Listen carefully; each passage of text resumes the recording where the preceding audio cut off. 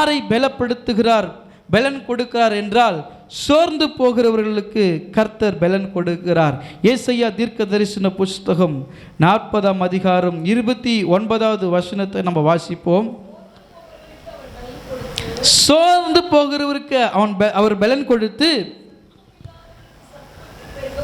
சத்துவம் இல்லாதவர்களுக்கு சத்துவத்தை பெருக பண்ணுகிறார். நம்முடைய தேவன் சோர்ந்து போகிறவர்களுக்கு பலன் கொடுக்கிறவராக இருக்கிறார். யாரெல்லாம் இன்னைக்கு ஆலயத்துக்கு கிளம்பி வரும்பொழுது சோர்ந்து போய் வந்தீங்களோ உங்களை பார்த்து கர்த்தர் சொல்கிறார், நான் உன்னை பலப்படுத்துகிறேன்.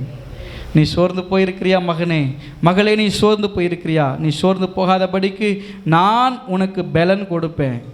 நீங்கள் எப்படிப்பட்ட சோர்வுகளோடு வந்தாலும் கர்த்தர் உங்களை பலப்படுத்துகிற தேவனாக இருக்கிறார். லூக்கா எழுதின நற்செய்தி நூல் 18ஆம் அதிகாரம் 1-8 வரையிலான வார்த்தைகளை நீங்கள் வாசித்து பார்க்கும் பொழுது அந்த இடத்துல ஒரு மனிதரை குறித்து நம்மால் பார்க்க முடிகிறது. லூக்கா 8ஆம் அதிகாரம் 1வது வசனத்தை நம்ம வாசிப்போம். 18ஆம் அதிகாரம். சோர்ந்து போகாமல் எப்பொழுதும் ஜெபம் பண்ண வேண்டும், சோர்ந்து போகாமல் எப்பொழுதும் ஜெபம் பண்ண வேண்டும் என்பதை குறித்து அவர்களுக்கு அவர் ஒரு ஓமையை சொன்னார். அவர்களுக்கு அவர் ஒரு ஓமையை சொல்லுகிறார். ஒரு பட்டணத்திலே ஒரு நியாயாதிபதி இருந்தான். அவன் தேவனுக்கு பயப்படாதவனும். எப்படிப்பட்ட ஆள் அவன்? தேவனுக்கு பயப்படாதவன், மனுஷரை மதியாதவனுமா இருந்தான். மனுஷனை மதிக்க தெரியாத ஒரு ஆளு. அந்த பட்டணத்திலே ஒரு விதவையும் இருந்தால் அவள் அவனிடத்தில்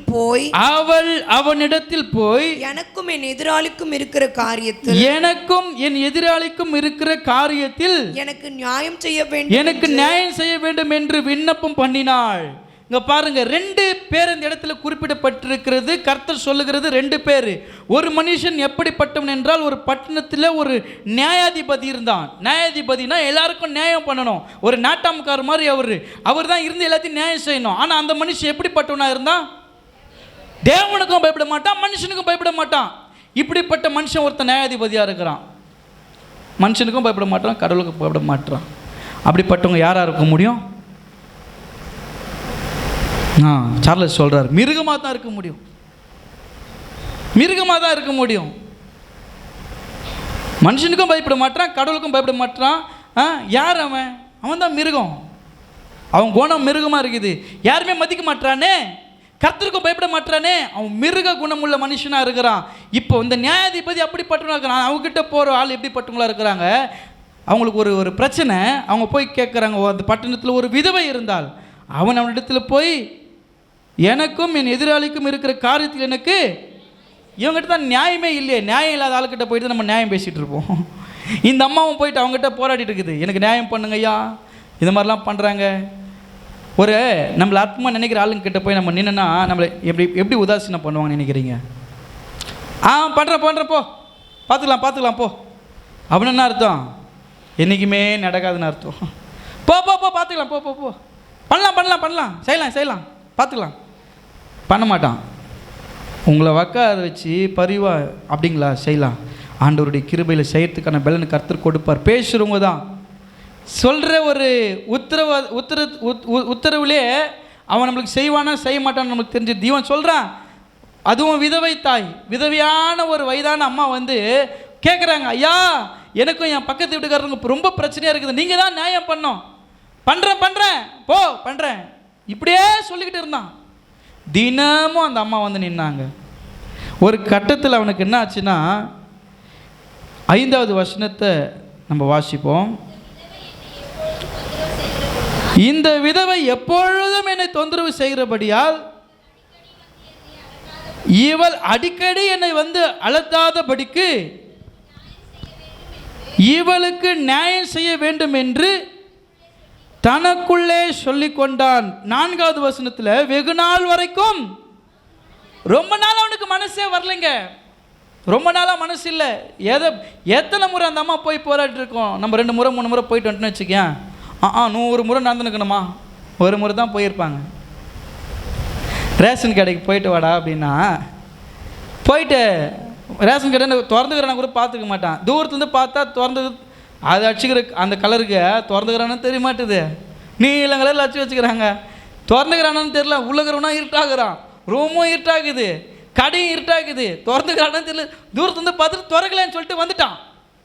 அப்புறம் போய் பார்த்தா ஒரு அம்மா அரிசி வாங்கி போயினுக்கிறாங்க. என்னப்பா அரிசி வாங்கி போயினுக்கிறேன்னா, ரேஷன் கட்டை திறந்துக்குது. இந்த அம்மா தலையில் அடிக்குது. எத்தனை முறை போய் பார்த்துட்டு வருது. அவன் நேற்று போய் பார்த்தேன், இல்லை முன்னேற்று போய் பார்த்தா, அதான் இன்றைக்கி இல்லைன்னு சொல்லிட்டு நானே சொல்லிட்டேன் போய் பார்க்காம. ஆனால் என்ன சொல்ல, 100 முறை நடக்க வைக்கிறாங்க பிரதர். உண்மையாக சொல்ல 100 முறை நடக்க வச்சாங்க. 2 முறை போயிருப்பாங்க. சொல்லுவாங்கள்ல, ஒரு கல்யாணம் பண்ண என்ன பண்ணோமா, 1000 போய் 1000 பேருக்கு போய் சொல்லணுமா. நம்மள ஆளுங்களுக்கு போய் சொல்கிறதுனா அல்வா சாப்பிட்ற மாதிரி. 1000 போய் சொல்லி கல்யாணம் பண்ணுங்க, நான் 2 போய் தான் சொன்னேன். இதில் வேறு பெருமை. அவன் சொல்லுவேன், நான் ஒருத்தன் மேய்க்கிறது எருமை, இதில் வேறு பெருமைன்ற மாதிரி. இவன் சொல்கிறது, நான் 1000 போய் சொல்ல 2 போய் தான் சொன்னேன். என்ன போய்? 1000 போய் சொல்லி கல்யாணம் பண்ணக்கூடாதுங்க. 1000 பேருக்கு போய் இன்விடேஷன் வச்சு சொல்லணும். இந்த மாதிரி 1000 பேருக்கு போய் சொல்லி கல்யாணம் பண்ணுங்கன்னா, 1000 பொய் சொல்லி கல்யாணம் பண்ணிவிட்டு பொய் சொன்னால் அடுத்த 2வது மாதம் 3வது மாதத்துக்கே வந்துடும் வீட்டுக்கு. என்னன்னா புழு நாங்கள் இந்த வீட்டில் 1000 பொய்யெல்லாம் யாருன்னா வந்து அவனா சொன்னான்ட்டு நம்பிட போகிறீங்க. 1000 பேருக்கு போய் சொல்லி கல்யாணம் பண்ணணும். 1000 பொய் சொல்லிலாம் பண்ணக்கூடாது. சரியா? சரிங்களாம்மா? 1000 இது மாதிரி ஒரு முறை பண்ணிட்டு வந்துட்டு நான் எத்தனை முறை நடக்கிறது, எத்தனை முறை போகிறது. இந்த விதவை போய் நிற்கிறாங்க எத்தனை முறை. உண்மையில் அவங்க ரொம்ப, அவன் சொல்கிறான் வெகு நாள் வரைக்கும் அவனுக்கு மனதில்லைன்னா, அப்போ தினமும் அவங்க போய் அங்கே நின்றுட்டு இருக்கிறாங்கல்ல, இவன் ஏதாவது நியாயம் செய்வான். எதுவுமே நடக்கவே இல்லை. அவனுக்கே மனம் இறங்கி இவ அடிக்கடிக்கு வந்து இந்த விதவை அழட்டி கொள்ளாதபடிக்கு அதுக்கு ஏதாவது ஒரு நன்மை செய்யணும் அப்படின்னு அவன் நினைச்சான். அது போல தான் 6வது வசனத்தில் சொல்கிறார் ஆண்டவர், பின்னும் கர்த்தர் அவளை நோக்கி,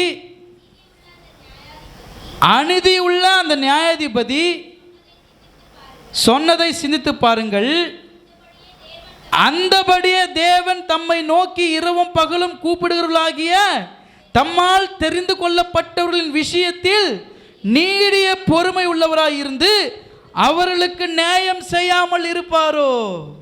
ஹல்லேலூயா. ஒரு அநீதியான மனுஷன், ஒரு அநியாயமான ஆளு, கடவுளுக்கும் பயப்படாத மனுஷனுக்கும் பயப்படாத ஒரு ஆளு, அவனே 10 முறை போய் நிற்கும் பொழுது மனசு இறங்குறான் பொழுது, இரவும் பகலும் என்னை நோக்கி ஜெபம் பண்ணிட்டு இருக்கிறியே, நீ சோர்ந்து போகிறதுக்கு நான் எப்படி விடுவேன்? நீ சோர்ந்து போகிற அளவுக்கு எப்படி உன்னை நான் கைவிடுவேன்? இரவும் பகலும் என் சமூகத்தில் நீ காத்து கொண்டு ஜெபித்து கொண்டு அழுது கொண்டு இருக்கிறாயே, எப்படி உன் விண்ணப்பத்தை நான் மறுப்பேன்? உனக்கு நான் கட்டாயம் செய்வேன், நீ சோர்ந்து போகாத. நீடிய பொறுமை உள்ளவராக இருக்கிறார் ஆண்டவர். நீங்கள் நினச்சிட்டு இருக்கிறீங்க, இன்னப்பா இன்னுமா பொறுமையாக இருக்கிறீங்க? கத்தி வாங்குற வரைக்கும் கூட பொறுமையாக தான் இருந்தார். மோரியாவில் பெருகாமை மேலே கூண்டு போய் வச்சு கத்தி வாங்குற வரைக்கும் கூட பொறுமையாக தான் இருக்கிறாருங்க. எவ்வளோ ஆண்டவர். இதுக்கு உங்களுக்கு அப்படியா வருது பிரச்சனை? அவன் எவ்வளோ இங்கே பாருங்கள், அவங்க வீட்டாண்டந்து சேனம் கட்டி விறகுங்களை ஏற்றிக்கின்னு மலை மேலே போய் போகிற வழியெல்லாம் கூட யோசிச்சிருப்பான். ஆண்டவர் ஏதாவது சொல்லுவார்? அது எதுவும் சொல்லவே இல்லையா? அவர் கட்டை அடுக்கும்போது கூட நினச்சிருப்பான், கட்டெல்லாம் அடிக்கிட்டேன், இப்போ அது ஏதாவது சொல்லுவார்? எதுவும் சொல்ல. பையனை கையெல்லாம் கட்டுறாரு, கையெல்லாம் கட்டி இவனுக்கு பலி கொடுக்க போகிறோம், பலியெல்லாம் கொடுக்கறதுக்கு பையனை கயிறுலாம் கட்டி படுக்க வச்சிட்டாரு. இப்போது ஏதாவது சொல்லுவார்? எதுவும் சொல்ல மாட்டார். இதுக்கப்புறம் வேறு வழியே கிடையாது, வெட்டிடணும், கத்தி எடுக்கும்போது சொல்லுவார், கத்தி எடுக்கும்போது சொல்ல, ஓங்கும்போது எப்போ நித்துப்பா. உங்களுக்கு பிரச்சனை அப்படிதான். நீடிய பொறுமையாக இருக்கிறார் நினைக்கிறீங்களா? ஒரு வார்த்தையில் சூழ்நிலை மாறிடும். ஒரே ஒரு வார்த்தை சொன்னார்னா போதும், அப்படி பயப்படுறாங்களா? யார் இவர்? காற்றும் கடலும் இவருடைய வார்த்தை கேட்டு அடங்குதே, இவர் யாரோ? ஒரே வார்த்தை தான் ஆண்டவர். நீங்கள் சோர்ந்து போகாதபடிக்கு சொல்கிறேன் பாருங்கள். நீங்கள் சோர்ந்து போயிருக்கிறீங்களா? உங்கள் வாழ்க்கையில் கர்த்தர் நீடிய பொறுமை உள்ளவரை நினைக்கிறீங்களா?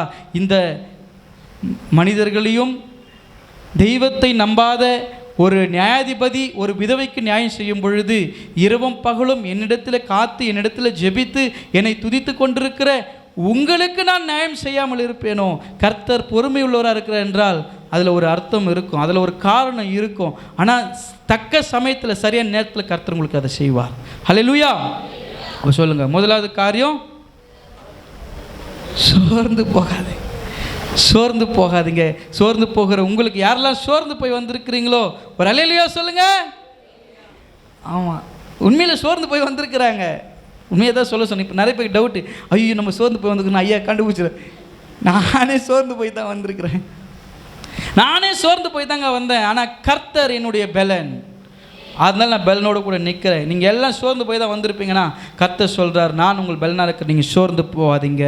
ரெண்டாவது ஒரு காரியம், யாருக்கு கர்த்தர் பெலன்